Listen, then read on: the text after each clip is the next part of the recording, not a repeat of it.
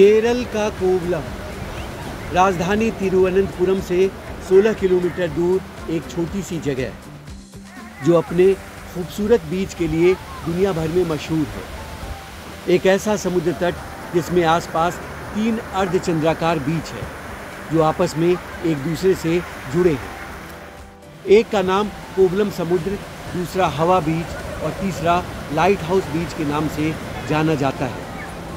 ये बीच अपनी प्राकृतिक सुंदरता और किनारे पर स्थित नारियल और ताड़ के पेड़ों के लिए भी प्रसिद्ध है।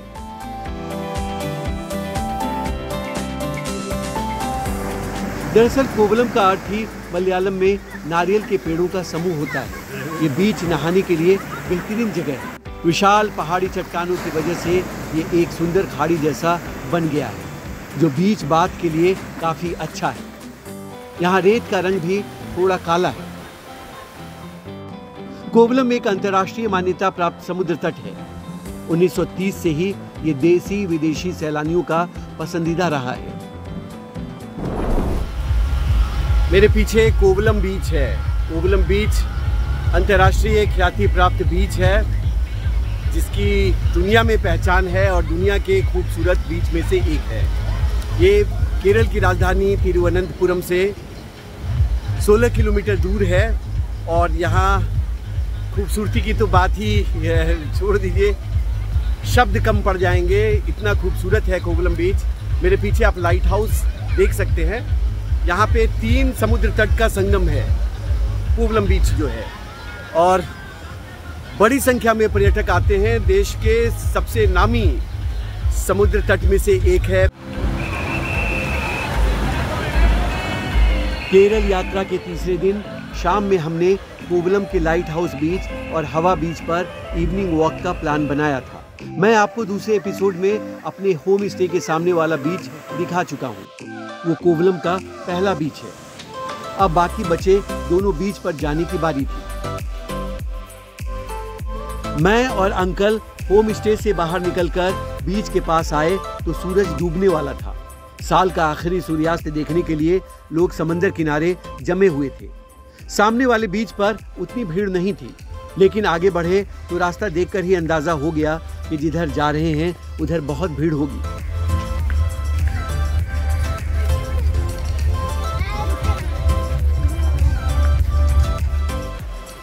जब हम हवा बीच पर पहुंचे तो वहां लोगों का सैलाब उमड़ा हुआ था।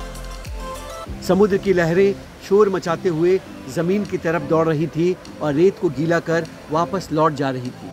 कुछ लोग मस्त अंदाज में पानी में ही बैठे थे तो कुछ लोग लोट लोट कर नहा रहे थे। अंकल भी पैंट को हल्का ऊपर कर लहरों से मिलने पानी की ओर बढ़ गए।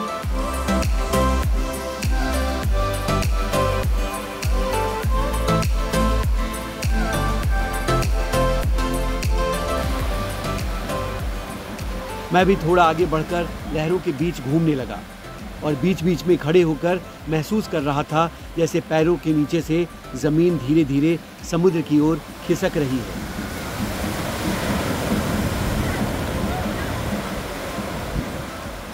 हम लहरों में मस्ती कर ही रहे थे कि बीच साइड से ढोल नगाड़े की आवाज आने लगी। उधर बहुत सारे लोग जमा थे। पतंगबाजी हो रही थी। बीच बीच में लोगों का शोर सुनाई दे रहा था। आखिर उधर हो क्या रहा है ये जानने की जिज्ञासा में हम भी उसी ओर बढ़ गए। वहाँ चिंडा ड्रम की थाप के साथ मंजीरा बजाते हुए कुछ युवक डांस कर रहे थे। कुछ ने केरल की पारंपरिक पोशाक पहन रखी थी।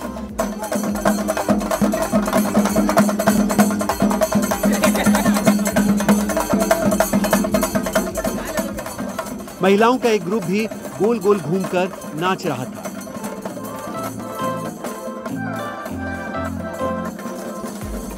मैं भी वहां खड़े होकर युवकों की उस मस्ती उमंग को देखने लगा।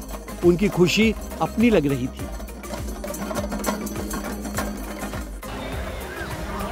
लोगों को जश्न में डूबा छोड़ अब हमने लाइट हाउस बीच की ओर रुख कर लिया।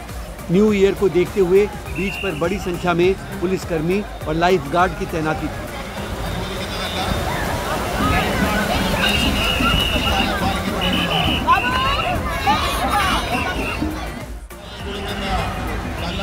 वो माइक पर लोगों को लहरों से दूर रहने की हिदायत दे रहे थे।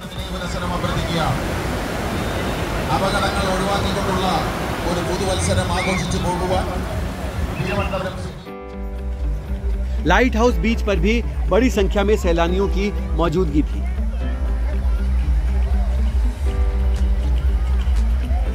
पिछला जो पॉइंट था उसमें भी मैंने दिखाया, बड़ी संख्या में लोग थे। इस साइड भी बड़ी संख्या में लोग थे और तीसरे साइड भी बड़ी संख्या में लोग थे और काफ़ी लोग हैं। म्यूजिकल इवेंट हो रहा है तो नज़ारा बहुत अच्छा है। तीनों समुद्र तट में लाइट हाउस बीच पर्यटकों में सबसे अधिक लोकप्रिय है। इस बीच का सबसे मुख्य आकर्षण विंझीजम लाइट हाउस है, जो कुरुमकल नाम की हरी भरी पहाड़ी के ऊपर है। ये चटकीले लाल और सफ़ेद पट्टियों में मनमोहक रूप से रंगा है।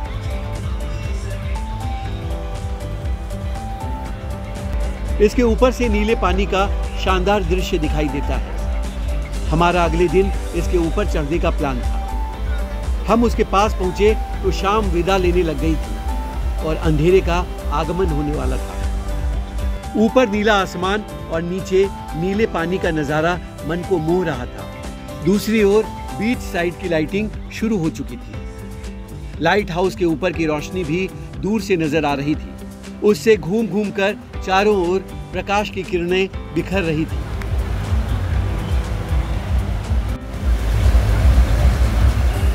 वहां सपनों की दुनिया जैसी लग रही थी।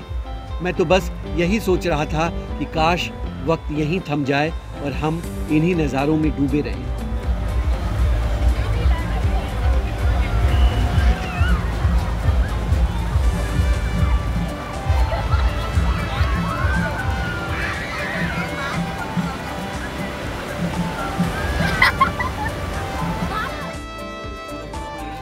लाइट हाउस बीच का मार्केट भी 31 दिसंबर की शाम होने की वजह से काफी जगमग था।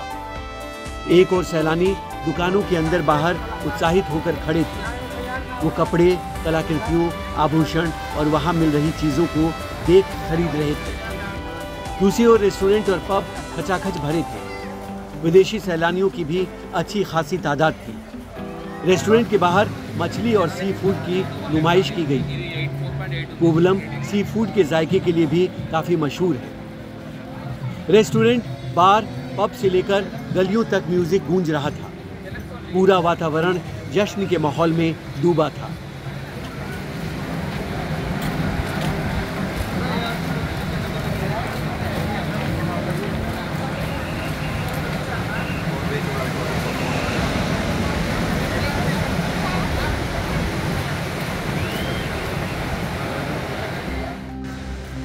बाजारों की रौनक को निहारते अब हम लाइट हाउस बीच से हवा बीच की ओर लौटने लगे।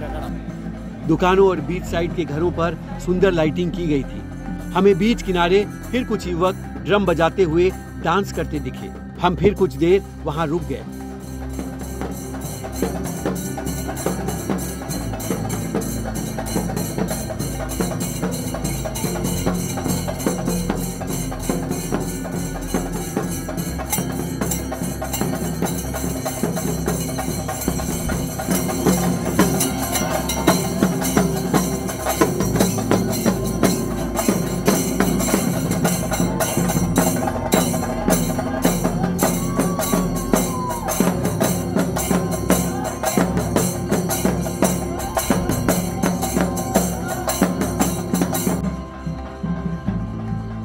मैं और अंकल एक बार फिर रेत पर चहलकदमी करते हुए अब चाय की तलाश करने लगे। एक जगह चाय मिल गई तो हम बीच पर बैठकर चुस्की लेने लगे। समुद्र की लहरें जोर से हिलोरे मार रही थी। हमारे आसपास कई लोग पतंगबाजी कर रहे थे। वो डोर को जितना हाथ से हिलाते, रंग बिरंगा पतंग आसमान में उतना ही फड़फड़ा कर उड़ान भरता। समुद्री हवा पतंगों के जोश को बढ़ा रही थी। वो एक कतार से इतरा रहे थे। उन्हें देखकर मुझे दिल्ली और अहमदाबाद की पतंगबाजी याद आ रही थी।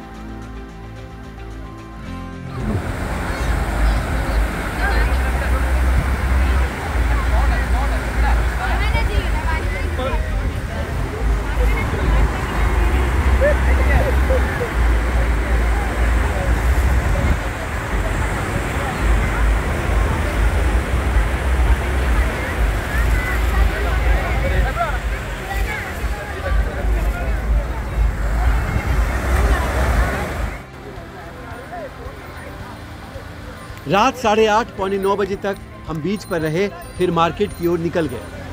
दरअसल हम लोगों को डिनर में चपाती खाने की इच्छा थी।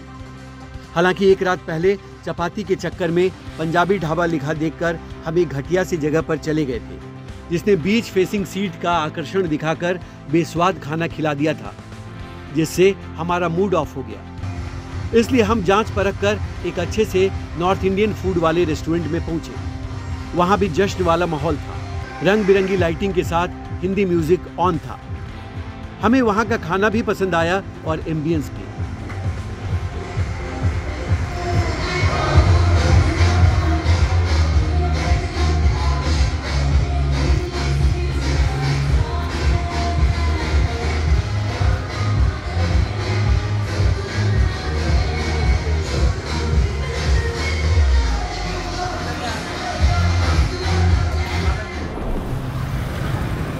डिनर के बाद अब हम होम स्टे की ओर लौटने लगे। सड़कों पर लोगों और गाड़ियों का जमावड़ा था।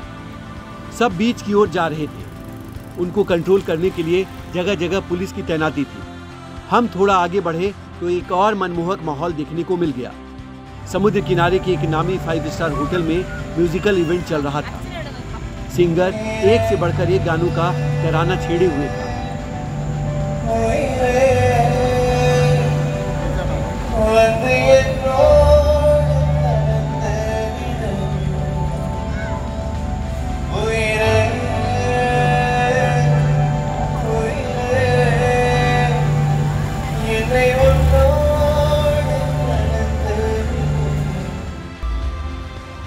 लोग समुद्र किनारे बैठकर संगीत का आनंद ले रहे थे। मैं और अंकल भी फिर बीच पर करीब 1 घंटे बैठकर समुद्री लहरों को निहारने लगे।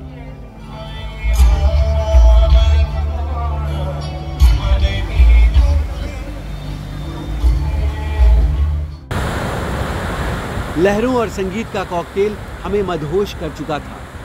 न्यू ईयर का इससे अच्छा जश्न नहीं हो सकता था। मन तो नहीं था, लेकिन अगले दिन के शेड्यूल को देखते हुए रात 10:30 बजे हम रूम पर लौट आए।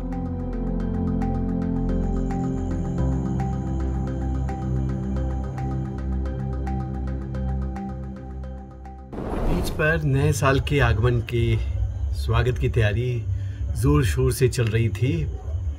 पूरा बीच पे जो सैकड़ों हजारों लोग जश्न में डूबे हुए हैं, लेकिन मैं इस बीच में आ गया अपने कमरे पे, अपने फ्लैट में। मुझे लगा कि आराम करना ज़्यादा ज़रूरी है। नए साल का स्वागत सुबह भी कर लेंगे, क्योंकि मैं यहाँ का मॉर्निंग वॉक करना भूलना नहीं चाहता। तो मैं मॉर्निंग वॉक पे मिलता हूँ और नए साल का सूर्योदय देखते हैं सुबह कैसा रहता है। तो चलिए, गुड नाइट। बीच से लौटकर हम तुरंत बेड पर चले गए और नींद आ गई। लेकिन अचानक रात में पटाखों के शोर से चौंक कर आंखें खुल गई। समय देखा तो 12 बज गए थे। नया साल आ चुका था। मैं बालकनी में निकल आया। बीच पर हो रही आतिशबाजी पेड़ों के पीछे दिख रही थी। मैंने मन में वेलकम 2024 बोला और फिर सोने चला गया। पटाखों की आवाज़ काफ़ी देर तक आती रही।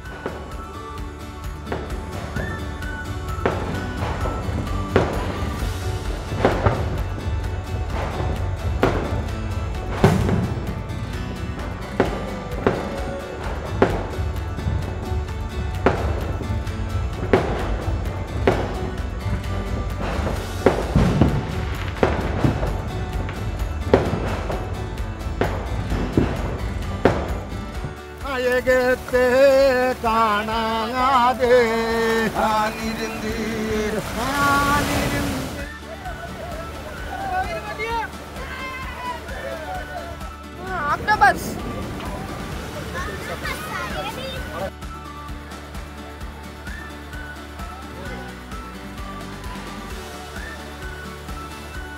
Happy New Year. Happy New Year, everybody. 2024.